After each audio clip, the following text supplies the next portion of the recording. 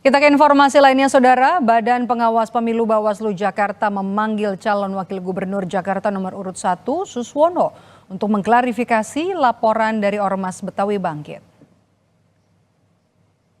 Koordinator Divisi Penanganan Pelanggaran Bawaslu Jakarta menyebut Suswono dijadwalkan mengklarifikasi pada hari Rabu ini atau Rabu kemarin jam 7 malam. Namun hingga jam 10 malam Suswono tidak hadir.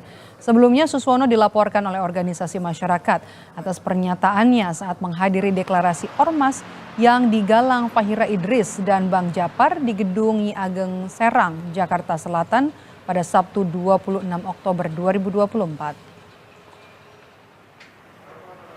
Kita melakukan pemanggilan kepada Pak Suswono ya selaku calon wakil gubernur dari pasangan nomor 1 untuk agenda klarifikasi ya. Ya kami punya mekanisme ya di dalam penanganan perkara itu, kalau misalkan panggilan pertama tidak hadir ya tentu akan kami lakukan panggilan yang kedua. Nah kami berharap ya, beliau bisa hadir ya ke Bawaslu. Ya nanti akan diklarifikasi di Sentra Gakumdu ya, itu bersama dengan kepolisian dan kejaksaan ya, karena di sini kan dugaan pelanggarannya kan pidana pemilihan.